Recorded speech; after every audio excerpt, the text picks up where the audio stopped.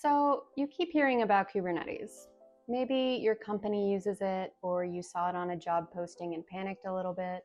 Maybe someone described it to you and it sounded like they were making up words. Either way, you're here, and by the end of this video, you're going to have a running Kubernetes cluster on your laptop, and you're gonna actually understand the basic commands you need to create and run and debug applications on Kubernetes. You might know me from TikTok and Instagram as the Kubernetes girl, or the girl who teaches Kubernetes to her cats. The cats have not retained this information, but I do have faith that you will. This is a code along, which means I want you to actually do this with me. Pause the video, rewind it, run the commands, break things, because at least for me, that's how I learn. So I'm gonna try to go slow enough that you can follow along, but if I go too fast, feel free to hit the pause button, rewind, watch something again, or ask a question in the comments. So let's get into it. Quick note on prereqs. So in this video, I'm gonna assume you know what Docker is and you roughly know what a container is and what it does. If you don't, I think you should start there. Go learn about containers and then come back to this video.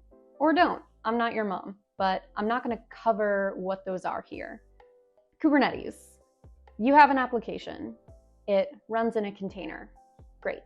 That works fine for one container on one machine, or when it's you and a couple of services. But at some point, the situation changes and you need to handle real production traffic across multiple machines. You need your app to stay up even if a server goes down. You need to roll out a new version to thousands of users without anyone noticing. Kubernetes handles things like multi-node orchestration, self-healing, rolling updates, and auto-scaling. Those are things that Docker Compose doesn't handle, and that is the gap that Kubernetes fills. Kubernetes is a container orchestrator. You tell it what you want to be running, and it figures out how to make that happen and keep it happening across however many machines you give it. So you say, I want 3 copies of my web server, and Kubernetes says, got it. If one crashes, Kubernetes notices and spins up a replacement. You don't get paged, you don't get an alert, Kubernetes just handles it. So the mental model of Kubernetes is you write a description of your desired state, which is basically a blueprint. Kubernetes constantly compares reality to that blueprint, and it fixes the differences. That is the whole purpose of Kubernetes. Desired state, actual state, reconciliation. If you remember one concept from this video, make it that. Kubernetes matches the declarative state that you give it. So in production, Kubernetes will run across multiple servers, which are called nodes. And there is a control plane that manages it, but we don't need to worry about any of that in this video. We're going to be running it locally on one machine, which is the perfect way to learn. So let's set that up. The easiest way to get Kubernetes running locally is with Docker Desktop. If you already have Docker Desktop installed, you're about 2 clicks away. So let me show you. We are going to open Docker Desktop. We're going to go to the settings, and then we're going to click on Kubernetes and click Enable Kubernetes, and then apply and restart. Docker Desktop will download the Kubernetes components and start a single node cluster for you right on your laptop. This can take a minute or two the first time, and when it's ready, you'll see a little Kubernetes icon in the bottom left of Docker Desktop. If you're on Linux, or if you don't want to use Docker Desktop, Rancher is a great alternative. It's the same idea. It gives you a local Kubernetes cluster. I will put links in the description for Rancher and also for Minikube and Kind if you want other options. They all get you to the same place in the end. So now let's make sure everything is working. Open your terminal and run this command, kubectl version.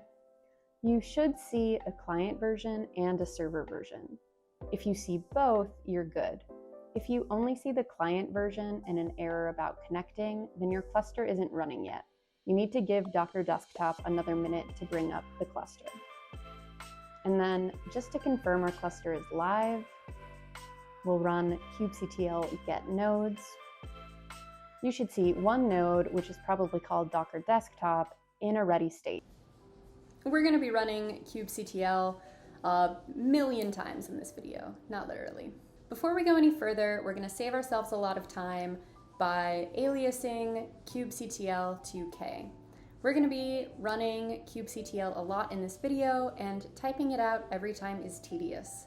As you're going to learn, people who work with Kubernetes like to type as little as possible. So we're going to alias it with just k.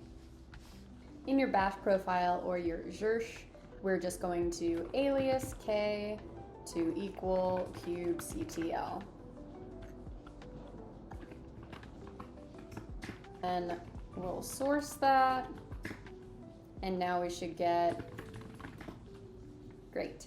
It's the same output with less typing, and from here on out, I'll be using k instead of kubectl.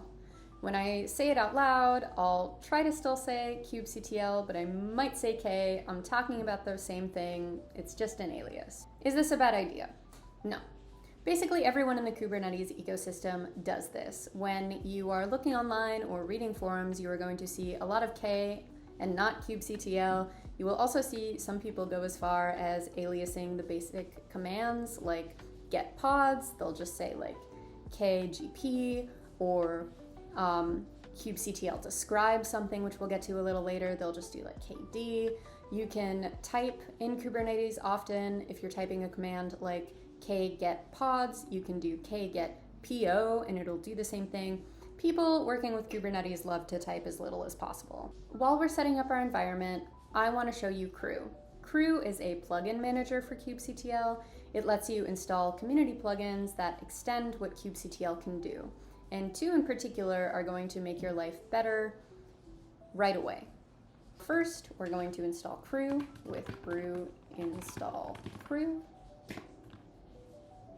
And then once that's done, we are going to install two plugins. K crew install ns and k crew install ctx. NS stands for namespace, CTX stands for context. And these plugins allow us to switch contexts and namespaces with two very short commands. We haven't talked about what contexts and namespaces are yet, which is coming up soon, but we're setting this up now so that we have the tools ready for when we need them. Now that we have this set up, we can now use kctx to list and switch our contexts, and kns to list and switch our namespaces when we get there. kctx gives you a nice interactive list of all of your contexts. KNS does the same for namespaces. These are both quality of life tools that make you wonder why they're not built in, and we'll use both of these in this video. Before we start creating things, we're going to talk about one more thing, which is how kubectl knows where the cluster is and how to talk to it. There is a file on your machine called your kubeconfig. By default, it lives at your home directory .kube/config.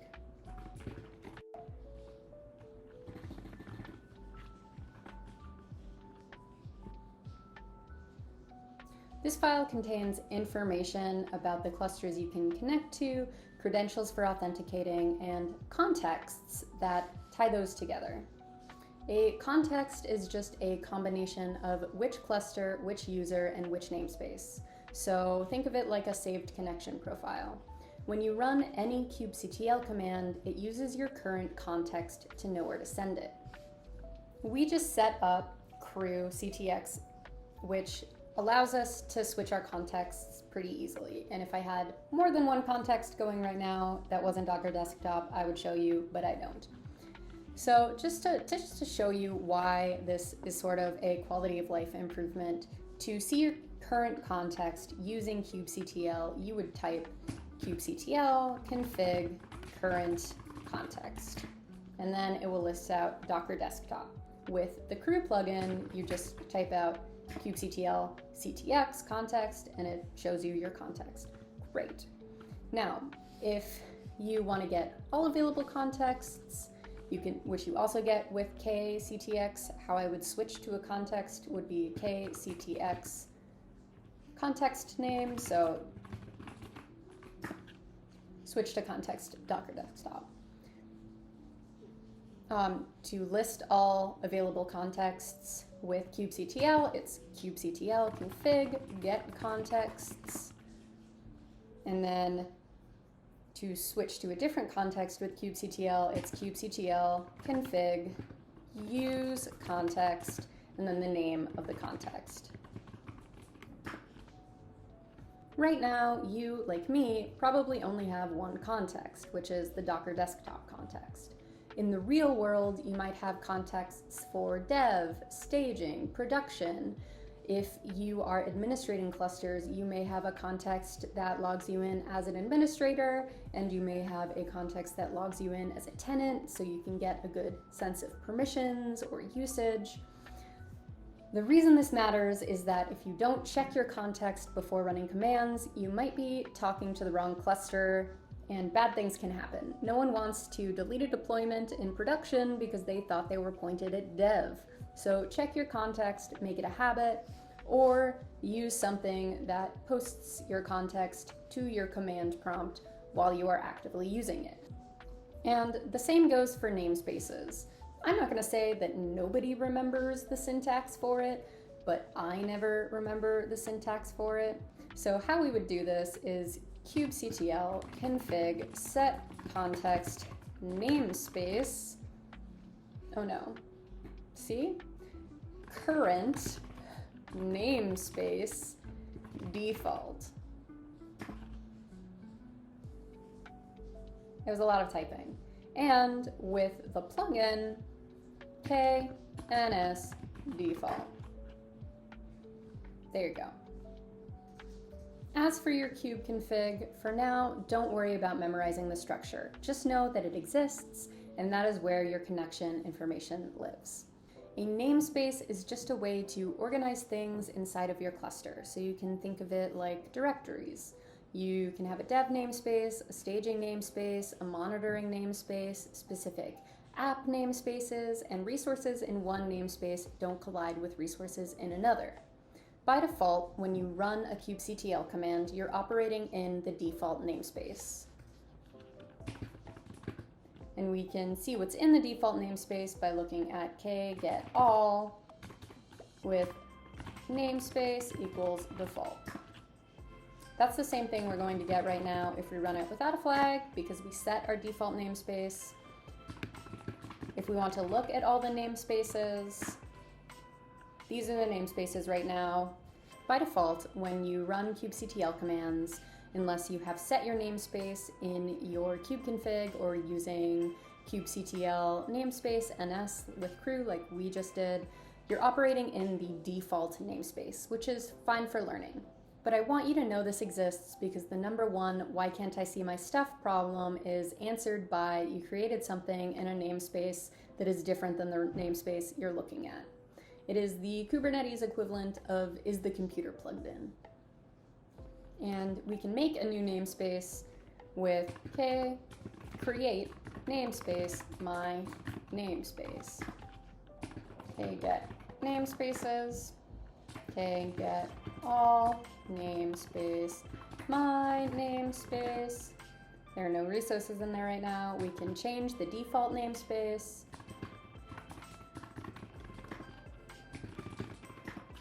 Nothing in there. We can change our namespace back. One thing in the default namespace right now, and then we can always delete it. Now, I want you to notice that the kube system namespace has a bunch of pods already running. That is the Kubernetes system itself. And don't touch these. They are doing important work. But it is cool to see that Kubernetes itself runs as pods inside Kubernetes. It's very meta. We're going to work in the default namespace for the rest of this video. And now that we set up crew, if you ever do need to switch in the future, it is just KNS. So let's create something. The most basic unit in Kubernetes is a pod. A pod is one or more containers that run together and share the same network. Most of the time, a pod is just one container, but you can think of it as the smallest thing Kubernetes knows how to manage.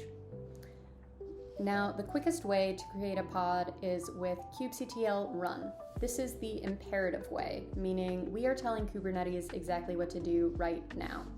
And with that, we do kubectl run the name of our pod, which is my nginx, and the image we want our pod to run, nginx. We get pod my nginx created, and then you will notice the pod initialized and is now running in our cluster. Now we can see this by running get pods. There's our pod. You should see my nginx with a status of running. If it says something like container creating, give it a few seconds because it's pulling the image. So now, how do we look at our pod? For this, we can use kubectl describe. Describe pod my nginx. So describe gives you everything. It gives you the pod's IP address, it gives you the node that the pod is running on, and it gives you events, like when the image was pulled. When something goes wrong, this is probably the first place you will look. You can scroll through it and get familiar with the layout. The next thing to look at are the logs. The logs of the Kubernetes pod give you the standard out from your container. For nginx, you'll see access logs, and we access this with kubectl logs my nginx. For your own apps, you would see whatever your application writes to standard out. This is the second place you look when something goes wrong. Sometimes you need to get inside a running container to poke around. Maybe you want to check if a file exists, or test a network connection, or just see what the world looks like from the container's perspective. To do that, we can exec into the pod, doing k exec it my nginx -- bin, and then your shell. And now we're in the pod. The IT flags give you an interactive terminal. The -- separates the command you want to run inside the container from the kubectl arguments. And we are now inside the nginx container. You can run commands like ls, like curl, and when you're done, you type exit, and it takes you out. Now we want to delete our pod. It has done us well, but we're through with it. We're going to run kubectl delete pod my nginx, and it's gone. We will see that pod disappear from our list of resources. When you delete a pod, Kubernetes removes the pod and the container stops. Unlike with a deployment, which we will talk about in a little while, a standalone pod doesn't come back when you delete it. It is just gone. This is why you will almost never run a standalone pod in production, but they are great for learning. So we just used kubectl run, which is the imperative approach where you tell Kubernetes what to do step by step. That's fine for quick experiments, but in practice, everything in Kubernetes lives in YAML files. This is the declarative approach. You write a file that describes what you want, and you hand it to Kubernetes that then reconciles it with the live state. The good news is that you generally don't have to write YAML from scratch. kubectl can generate it for you. So we are now going to create a file for a pod, and we're going to do kubectl run my nginx, just like we just did with image equals nginx. And then we are going to use dry run equals client output YAML. Dry run equals client means don't actually create anything, just show me what you would create. And -o YAML says show it to me as YAML. This is your YAML cheat code. Anytime you forget the general structure of a Kubernetes file, just dry run it. And this is what comes out, our YAML file. Now let's save that to a file and work with it. Okay, so API version tells Kubernetes which API to use. Kind says what type of resource this is. Metadata has the name and the labels.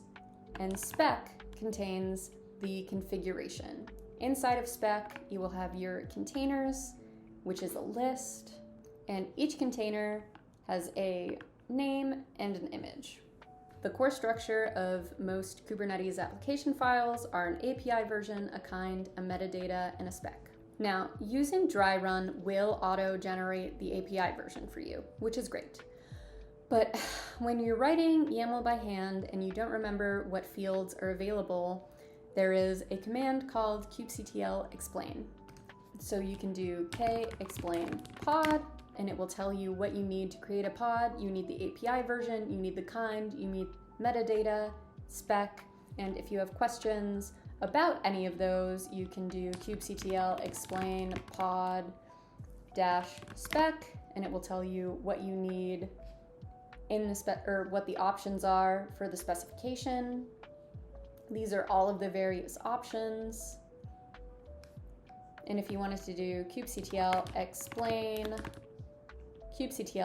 pod.spec.containers, it will tell you all of the configuration options that you have for the containers field of pod.spec.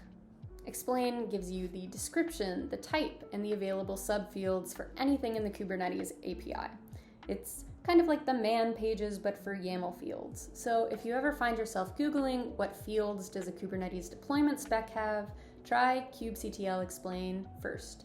It's faster and it is always accurate for whatever version of Kubernetes you're running. Between dry run to generate YAML and explain to look up fields, you should almost never need to write Kubernetes YAML from memory.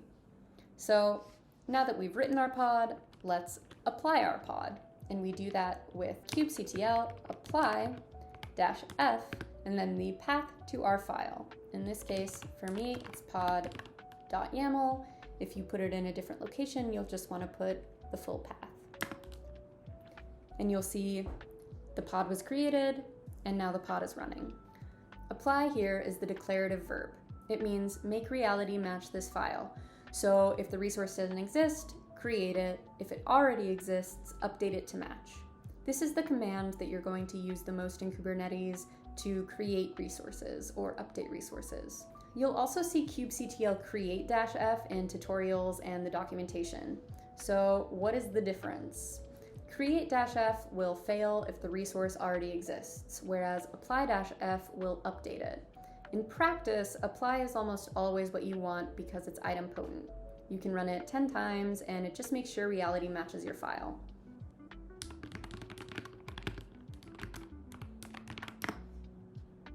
Notice that I deleted the pod by passing the file, not by deleting with the pod name. Delete-f is the counterpart to apply-f. The file describes the resources and delete-f removes whatever the file describes.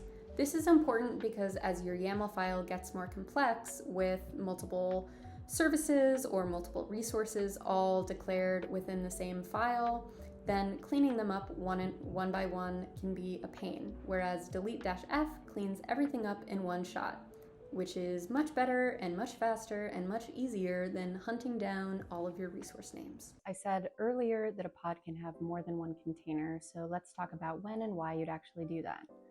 The first thing I want to talk about is an init container.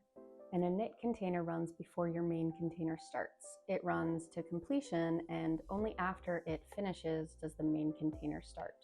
This is useful for setup tasks, like if you need to wait for a database to be available or you need to run a migration. Let's set up our init container, and something that I want to point out is that if you're running the dry run command to generate your YAML file, you can only pass in one container. So let's do kubectl run init demo image nginx dry run equals client.yaml.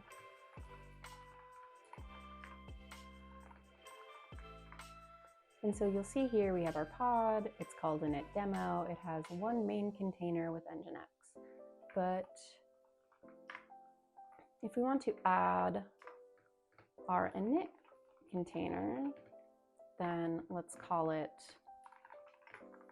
wait for it, image, we'll use BusyBox.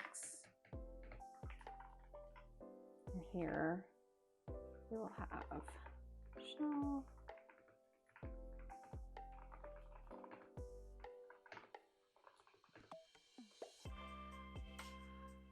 Okay, so now we have our init container. Let's save that. Let's init demo. It's created. And over here, we'll see that the container is initializing. It has one container. Now it's pod initializing, and now it's running. The init container ran for 5 seconds, finished, and then the main nginx container started. If the init container had failed, the main container would never have started. Another reason why you might have multiple containers running in the same pod is if you have a sidecar. A sidecar is a container that runs alongside the main container for the entire life of the pod. They share the same network, so they can talk to each other on localhost and they can share volumes. I have already written the sidecar definition, but let me show it to you and let's go through it. So you can see we have the same pod spec that we've always had, API version, kind, metadata spec, but we have 2 containers. The app container writes to a log file, the log reader sidecar tails the same file through a shared volume.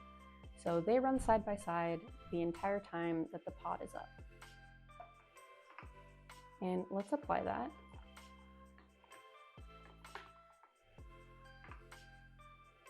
You will see over here, container creating, running, and if we then go look,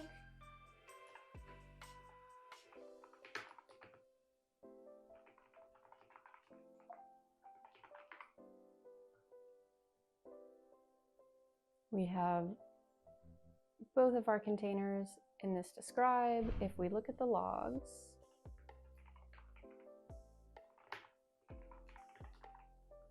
we can pass this container to look at the logs of a specific container. Log reader.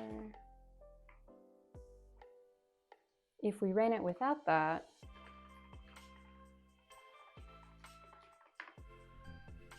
it defaults to the app container and tells you there is another container that you can pass in.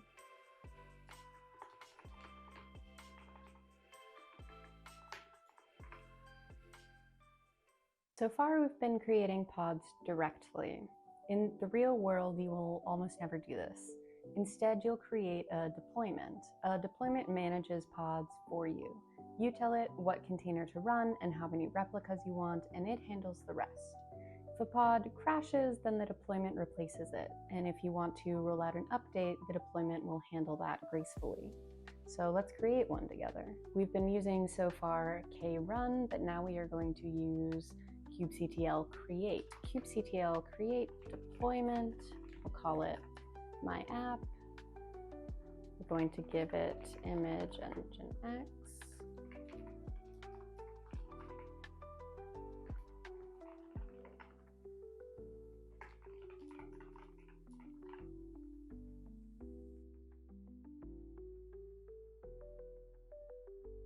This looks a lot like our pod YAML, but it is wrapped in more structure. So here are the key parts. Replicas is how many copies we want of our pods.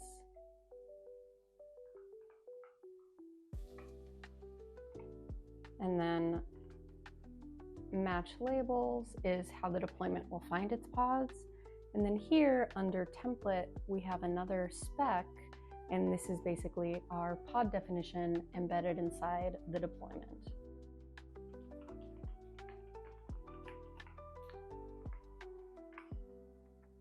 And over here we see we have created a deployment, a replica set, and 3 containers. Delete one of those pods, any one of the pods. So let's delete this one.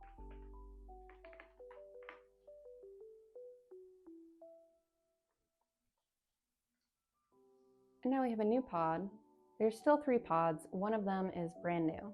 Kubernetes noticed a pod was missing and created a replacement before you could finish typing kubectl get pods. That is the deployment doing its job. You said 3, reality was 2, so it fixed it. And you might be wondering how the deployment knows which pods belong to it. Labels are the answer to that. Labels are key value pairs attached to resources. So the deployment has a selector that says, I manage pods with this label. Did you see that when we created the deployment, a replica set was also created? The deployment manages replica sets, and the replica sets is actually what manages the pods. So the replica set is the thing that's actually counting the pods and making sure you have 3 of them at all times. The deployment is a layer above that, and it's the thing that handles updates, which we're going to get to in a second. When you do update, the deployment is going to create a brand new replica set and gradually scale it up while scaling the old one down. That's how rolling updates work.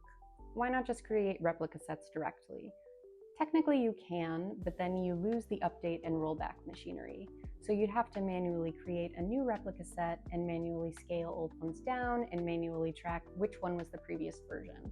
A deployment does all of that for you, and today there's basically no reason to create a replica set directly by hand. Now let's get to updates.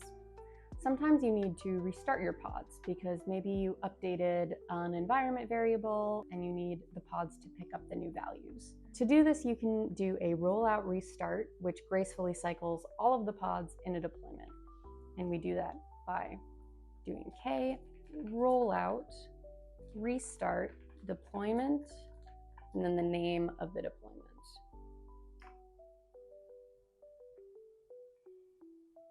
Now one container comes up and one goes down, one comes up and one comes down. Now we have 3 new pods, a brand new replica set. This new replica set has 3 pods, our old replica set has no pods. And every time you make an update, that is what will happen. New pods come up before old pods go down, and that is a rolling restart.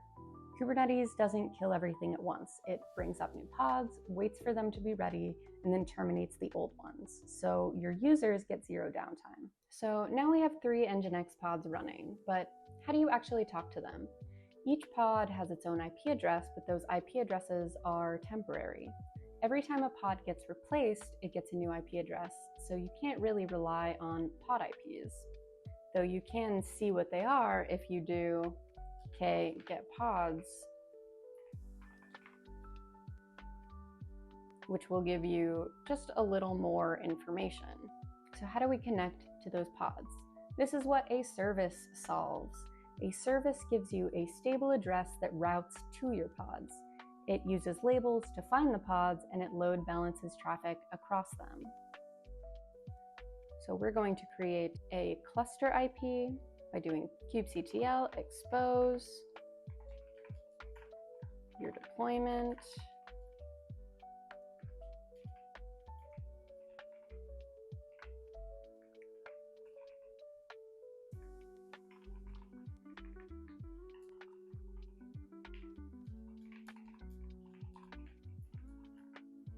This is the YAML that would create our service. We're just going to do this for now the imperative way. And you will see that a service comes up. We just created a cluster IP service. A cluster IP means it's only accessible from inside the cluster. You'll see how our cluster IP has its own IP address, and that IP address is stable. It doesn't change when pods come up or go down. There are other service types. One of them is node port, which exposes the service on a port on every node, and the other is load balancer, which provisions an external load balancer, which is mainly useful in cloud environments. Let's get into port forwarding, which lets you access a service or pod from your local machine, which is great for local development. And for that, we are going to do k port forward service, and then we'll expose it to 8080. You will see that we're now forwarding, and if we go to a window and we go to localhost 8080, we see the Nginx welcome page. That request went your browser to port 8080 on your machine through the port forwarder to the service, which load balanced it to one of your 3 Nginx pods, all on your laptop. When you're ready to stop forwarding, you just hit Ctrl-C in the terminal. Your containers need configuration, whether it's database URIs, feature flags, API keys. You don't want to bake those into your container image because then you'd need a different image for dev, staging, and production, and it's just generally a best practice to not inject secrets at build time. Kubernetes solves this with ConfigMaps and with secrets. A config map holds non-sensitive configuration data as key value pairs. And like everything else, we create it with kubectl config map.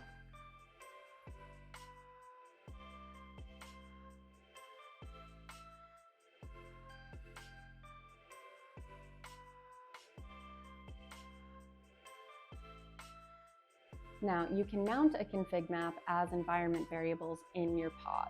So let me show you a pod that uses it.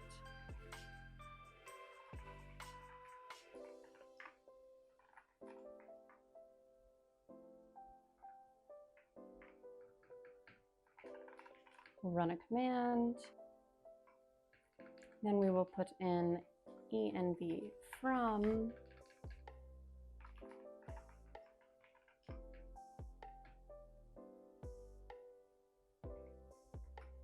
Let's apply this, then do a kget config map or kget config map. But CM, what did I tell you about people who use Kubernetes and typing as little as possible?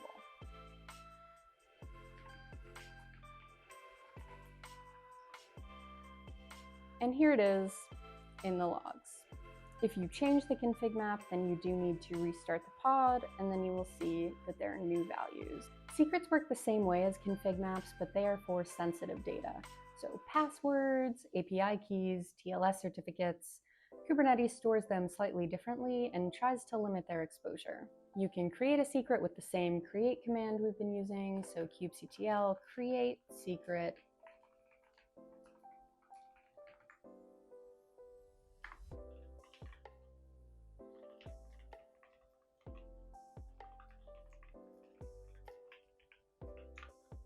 And now we can get the secret, which is base64 encoded, not encrypted. And here's our secret. An important caveat, and I want to be very clear about this, is that Kubernetes secrets are base64 encoded, not encrypted. Anyone with access to the API can decode them by simply doing an echo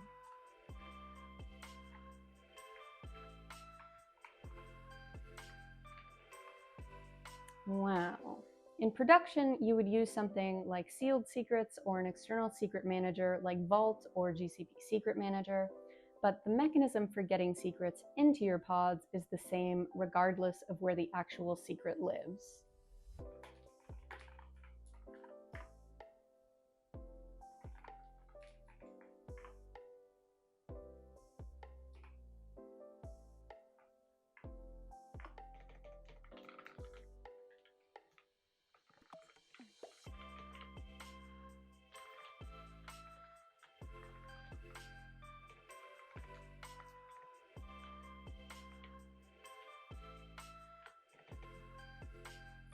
The same idea, slightly different YAML.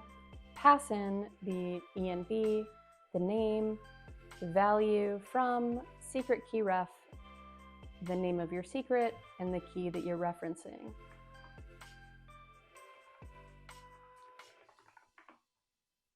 There's our secret. Okay, and now I want to talk about debugging with ephemeral containers. So you have a pod that's misbehaving and you want to exec into it and poke around. But say the container image is minimal or the pod is repeatedly going down and a new pod is being spun up. This is what a command called kubectl debug is for. It lets you attach an ephemeral container to a running pod. That ephemeral container has whatever tools you need, and it shares the same network namespace as the pod, so you can debug network issues, inspect files, and do anything else that you need to do. First, let's create a minimal pod to debug. And now let's attach a debug container to it with kubectl debug it minimal app image busybox, and our target is the minimal app we just made. The image flag says which image to use for the debug container. Busybox is lightweight and it has basic tools. And the target flag tells Kubernetes to share the process namespace with that container so you can actually see the processes running in the target. So from inside this debug container, you can run commands like wget, you can see the running processes, or to debug DNS issues. And when you exit, the ephemeral container goes away. You can also use kubectl debug to create a copy of a pod with modifications. So if you want to change the command or add an environment variable or run the same image but with a shell because you're using a minimal image, then you can do all of that. So if we want to debug minimal app by making a copy, we would copy to debug copy with container minimal app, and we'll just go into bash. This creates a brand new pod called the debug copy that's a copy of minimal app, but drops you into a bash shell instead of running nginx, which is very useful if you need to inspect the file system or test something without affecting the running pod. And then we'll clean up the minimal app we just made. That's kubectl debug. It's one of those tools that is very useful when you need it, even if you forget that it exists whenever you don't. You now know how to do everything the hard way. You can create pods, inspect them, check logs, manage deployments, forward ports, all from the command line. So now I'm going to show you a tool that you're probably going to like that makes all of that faster. K9s is a terminal UI for Kubernetes. It's like kubectl, but interactive. You can see all of your resources, filter them, view logs, exec into containers, delete things, view namespaces and secrets, all with keyboard shortcuts. By default, you land on pods. So you can see our deployment pods right here. Press enter on any pod to see details. Press L for logs, escape to go back, S for shell, exit to go back, D to describe, or Control D to delete. Type deploy for deployments, service for services, NS for namespaces, secrets for secrets. And you can type aliases to see all of the shortcuts. I'm going to be honest that I personally don't use K9s, but I know a lot of people who do. And once you learn the shortcuts, it is dramatically faster than typing out kubectl commands, even if it's less fun. So I'm glad you learned the kubectl commands first, because when K9s shows you something, you will now actually understand what you're looking at. Let's recap what you just did. You just set up a Kubernetes cluster on your laptop, you aliased kubectl to K, and you installed crew with CTX and NS plugins. You learned about Kubeconfig and Contexts. You created pods, inspected them, read their logs, exec'd inside them, and debugged them. You went from imperative kubectl to declarative YAML files using apply. You learned kubectl explain as your built-in documentation. You built multi-container pods within a init container and a sidecar. You created a deployment that self-heals. You exposed it with a service, port forwarded to it, saw it running in your browser. You managed configuration with ConfigMaps and Secrets, and you learned K9s, so you can do all of it faster if you'd like. That is a lot. It's not going to get you your CKA, but it should be a very good foundation for which you can go in and use Kubernetes, explore apps, debug things, look at logs, and do whatever you would need to do as a feature developer or as a platform engineer who is writing simple Kubernetes, even if you're not bootstrapping clusters. To be honest, the commands get, describe, logs are really all I used for probably the first 2 years that I was using Kubernetes. From here, you could dig into ingress for routing external traffic, stateful sets for databases, Helm or Customize, or start exploring how CI/CD pipelines deploy to Kubernetes. If you made it this far, whether you followed along or just watched, thank you. Building in public and teaching this stuff is really fun for me, and a video like this is not something I've done before. This is my first sort of long video, so the production quality might not be amazing, but I do hope it was useful and you learned something. If something didn't make sense, please drop a comment and I will answer it. And if you want to see me cover ingress, Helm, stateful sets, or anything else, tell me. If you have a favorite Kubernetes tip that I missed, tell the audience.